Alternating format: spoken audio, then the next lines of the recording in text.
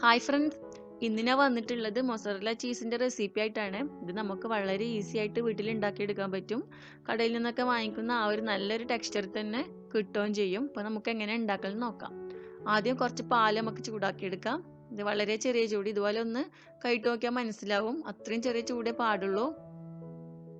അപ്പോൾ പാലൊക്കെ നിങ്ങൾ ഇഷ്ടത്തിന് എടുക്കാം. ഞാനിവിടെ ഏകദേശം ഒരു 2 ലിറ്ററിൻ്റെ അടുത്ത് എടുത്തിട്ടുണ്ട്.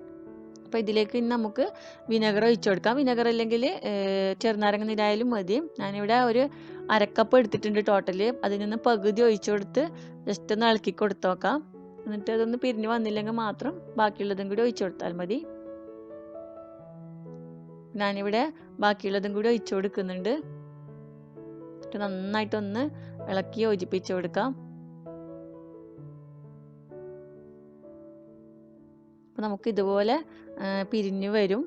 അപ്പോൾ ഒരു മിനിറ്റും കൂടി ഒന്ന് ഇത് ഇങ്ങനെ വെച്ചു കൊടുത്താൽ നന്നായിട്ടത് പിരിഞ്ഞ് വന്നിട്ടുണ്ടാവും.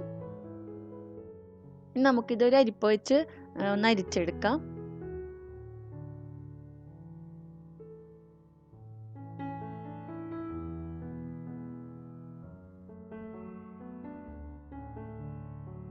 അതിനുശേഷം നമുക്ക് ഇതുപോലെ ഒന്ന് ചെയ്തു കൊടുക്കാം.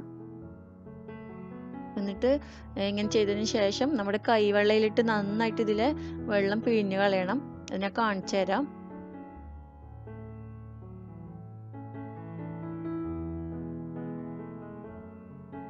ഇതിപ്പോൾ കുറച്ചധികം ഉണ്ട്, അതുകൊണ്ട് ഞാനിത് പകുതി എടുത്താണ് ഇപ്പോൾ ആദ്യം ചെയ്യാൻ പോകുന്നത്. കാരണം ഒരു ട്രിപ്പിൽ എനിക്കിത് ചെയ്യാൻ പറ്റില്ല. ഇതുപോലെ കൈവെള്ളയിൽ വെച്ച് നന്നായിട്ട് പിഴിഞ്ഞ് കളയണം അതിലുള്ള വെള്ളം. നമുക്ക് എത്ര കളയാൻ പറ്റും അത്രയും മാക്സിമം കളയാൻ ശ്രദ്ധിക്കുക.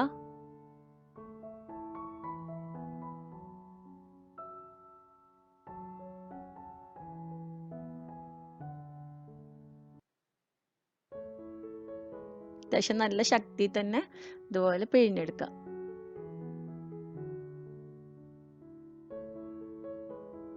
അപ്പം ഇതുപോലെ നമുക്ക് കിട്ടും. ഇനി മറ്റേതും കൂടി ഞാൻ ചെയ്യുന്നുണ്ട്. അതും കൂടി നമുക്ക് ചെയ്തതിന് ശേഷം വീണ്ടും കുറച്ച് കാര്യങ്ങൾ കൂടി ചെയ്യാനുണ്ട്.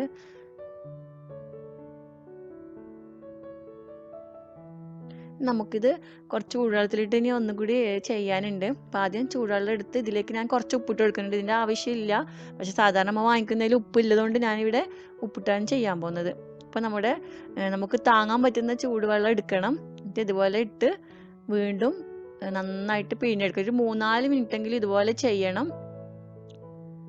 കുറച്ച് സമയം ചെയ്തതിന് ശേഷം വീണ്ടും അതിലേക്കിട്ട് അതുപോലെ എടുത്ത് നന്നായിട്ട് വെള്ളം പിഴിഞ്ഞ് കളയുക. അങ്ങനെ ഒരു 3-4 മിനിറ്റ് എന്തായാലും ചെയ്യണം.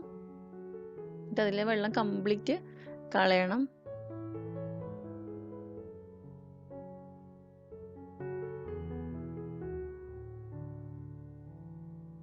സാധാരണ വാങ്ങിക്കുന്നതിൽ ഉപ്പില്ലതുകൊണ്ട് മാത്രമാണ് ഈ വെള്ളത്തിൽ ഉപ്പിട്ടത്. അപ്പം നിങ്ങൾക്കിപ്പോൾ ഉപ്പില്ലാത്തതാ വേണ്ടതെങ്കിൽ ഉപ്പിടേണ്ട ആവശ്യമില്ല. സാധാ വെള്ളം മാത്രം എടുത്താൽ മതി. കുറച്ച് നല്ല ചൂടുണ്ടായിരിക്കണമെന്നേ ഉള്ളൂ. അതായത് നമ്മുടെ കൈക്ക് താങ്ങാൻ പറ്റിയ ചൂട്. ഇതുപോലെ ആക്കി എടുത്താൽ മതി.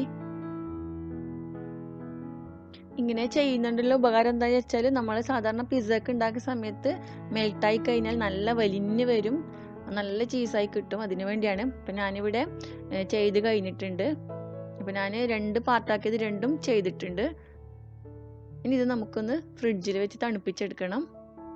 ഒരു 1-2 മണിക്കൂർ ഇതുപോലെ നന്നായിട്ട് കവർ ചെയ്ത് ഫ്രിഡ്ജിൽ വെച്ച് കൊടുത്താൽ മതി. അതിനുശേഷം നമുക്കിതൊന്ന് ഗ്രേറ്റ് ചെയ്തെടുക്കാം. അപ്പം നന്നായിട്ട് പൊതിഞ്ഞിട്ട് ഫ്രിഡ്ജിലൊന്ന് വെച്ച് കൊടുത്താൽ മതി. ഒരു 2 മണിക്കൂർ വെച്ചാൽ റെഡിയായി കിട്ടും.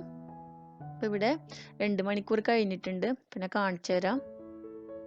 ഇതൊന്ന് ഞാൻ ഗ്രേറ്റ് ചെയ്ത് കാണിച്ചു തരാം. നല്ല നല്ല സൂപ്പർ ചീസായിട്ടുണ്ട്.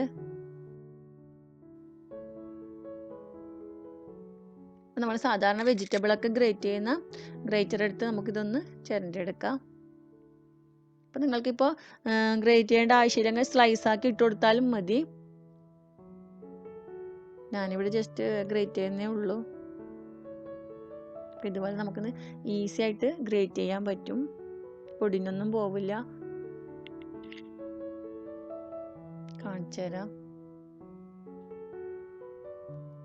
സാധാരണ കടയിൽ നിന്ന് വാങ്ങിക്കുന്ന ആ ഒരു ഇതിൽ തന്നെ നമുക്കിത് കിട്ടിയിട്ടുണ്ട്.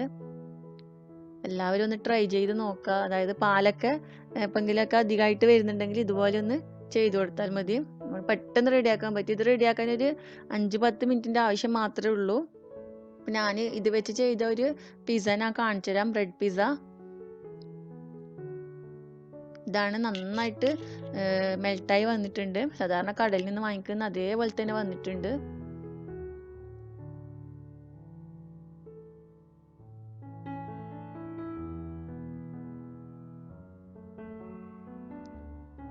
ഇതൊന്ന് പൊട്ടിച്ച് കാണിച്ചു തരാം. നിങ്ങൾക്ക് മനസ്സിലാവും ഇതിൻ്റെ ആ ഒരു ടെക്സ്ചർ. ഇത് കണ്ട നന്നായിട്ട് നല്ല വലിഞ്ഞ് വരുന്നുണ്ട്. അപ്പം എല്ലാവരും ഒന്ന് ട്രൈ ചെയ്ത് നോക്കുക. പാലൊക്കെ കുറച്ചധികം ഉള്ള സമയത്തൊന്ന് ട്രൈ ചെയ്താൽ മതി. അപ്പോൾ നിങ്ങൾക്ക് എൻ്റെ വീഡിയോ ഇഷ്ടപ്പെട്ടെങ്കിൽ ഒന്ന് ലൈക്ക് ചെയ്യുക, അതുപോലെ ഷെയർ ചെയ്യുക.